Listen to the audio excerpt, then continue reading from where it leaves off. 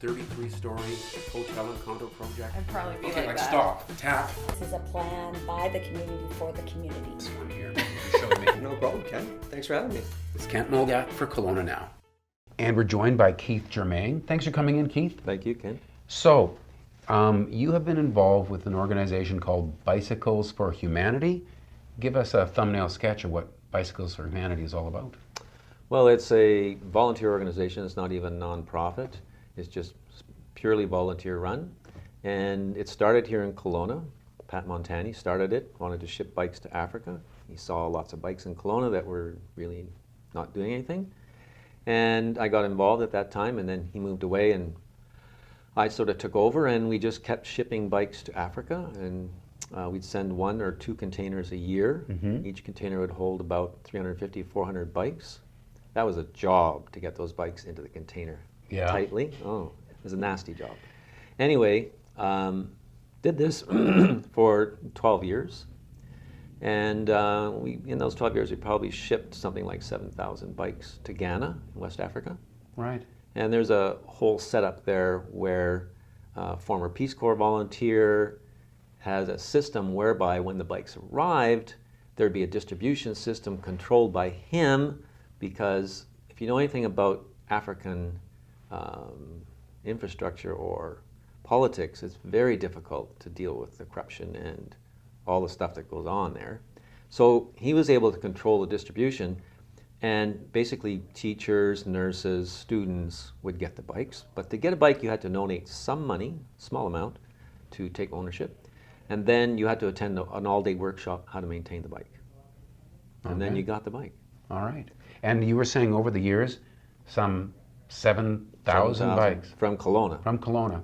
And you ran into problems in Ghana where they started charging a duty on the declared after value the of the 12 bikes. years, they decided they wanted to charge $5,000 duty on the container, which wasn't So feasible for us. that kind of wrapped up. But these bikes are now more being just distributed locally and to Guatemala.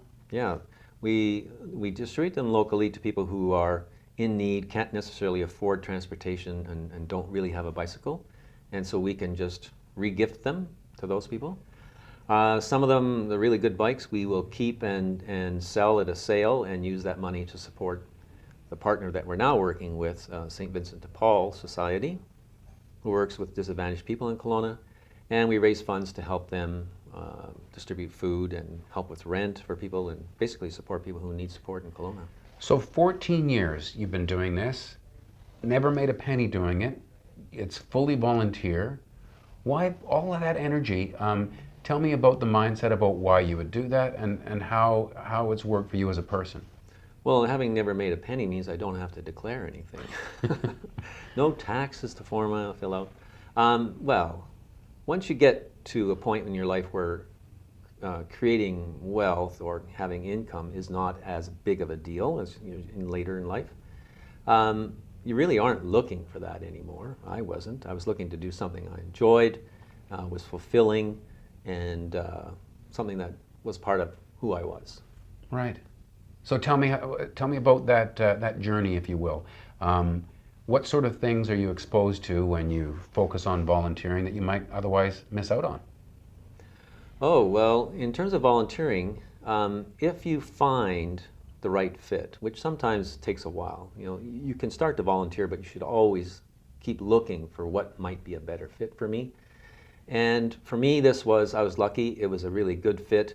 Plus, I was able to make it a little bit more of what I wanted, because I was in the ground floor. Right. Able to change it in ways that suited me as well as helped other people. And what it ended up being was a way of networking with all kinds of other volunteer organizations in Kelowna, which I knew nothing about. And I think most people in Kelowna have no idea how many organizations in Kelowna are involved internationally doing fantastic work. And you get to meet all these people and share their excitement about what they're doing. It's been wonderful. Now, I don't think you mentioned it, but this Bicycles for Humanity fanned out across the world. Yeah, Pat Montani started it here, and then it started to grow. That was his contribution. He's an organizer. And it's now in 52 chapters in, I would say, I don't know, 20 countries, Australia, Germany, all over the world. All volunteer, started in Kelowna. So come up with a good idea, put in the time, and then you can sit back and watch something amazing just spread. Yeah, it is. And it's time, but it's time well spent, and you enjoy it. Right. Yeah. And you were saying, I mean, the alternative is, less exposure to people and good people that you meet when you're in that volunteer sphere. That's right. The people you want to meet. Right. And so you've obviously established a lot of friendships. A lot of friendships, a lot of long-term friendships. People who are willing to have the same kind of goals that you have in life, and you get to share a lot more than just your volunteering, right? You become a part of other things. It just grows and kind of takes over your life. It can take over your life. I mean, it's good. Right. It's all good. No regrets for No, all that time. not put at in. all. So if somebody's watching this thinking, yeah, I've got energy. I'm maybe moving into retirement now. What am I going to do with my time? Do you have any advice as they look around and try Yeah, to... I would say look around and keep looking, even though you find something. Keep looking for something that fits better for you and that you can actually be creative in, rather than just, do this or do that and be a gopher. And I would say look around to create your own volunteer organization and start something and get a few friends to help you and do stuff. I mean, it's fairly easy to do. And if you don't become a nonprofit or a charity, then nobody's going to interfere with you. And it's easy. You can just do what you need to do. Yeah, this is another element. You have resisted any suggestion to register as a charity, so that, I mean, that is attractive to some donors. They can get that tax deduction. But I guess it's simpler to just stay out of that. It is a lot simpler because there's a lot of expectations then start to come. And then the government has a lot of things that it would like to address and get you to address, and it takes a lot of time, a lot of paperwork, all the kinds of stuff that you just wanted to get away from in the first place. So to me, there's no incentive for us to become a nonprofit or a charity because there's a lot of government requirements. Does that make you an outlier, or are there a lot of organizations? Oh, I think there's a lot of them. It's hard to get charity status these days. Right. And the requirements of the government, because of all money laundering and all that stuff, it's become a real rat's nest. It's not a great thing anymore. Sounds like your advice would be, who needs it? Who needs it?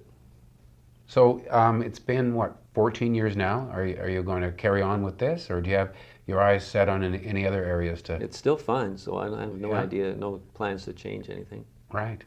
And so if someone might not have the time right now to be a volunteer, but they've heard all this discussion about Bicycles for Humanity, what can they do to help you be better at what you're doing? Where do they drop off their bike, or how can they help? Yeah, they can drop off their bike, or if they have something that's of significant value, we even collect vehicles, they can give me a shout or drop them off at 3645 Ben Voolen Road, which is a church, and we're in the back. We're in a storage shed there's a Canadian flag above the shed, so you'd see it there. Sometimes if you're going to drop off something, it's helpful if you contact me, so we don't get a lot of things we don't want. Right. So, yeah. Do you want me to give my cell phone number? Okay, go ahead. People might want to write it down. Cell phone number on the way. What is it? 250-870-3518. All right. Well, hey, Keith, it's really good meeting you. I've just learned all about Bicycles for Humanity, and I've got a few more reasons to become a volunteer. Exactly. Thanks very much. And you're watching Kelowna Now.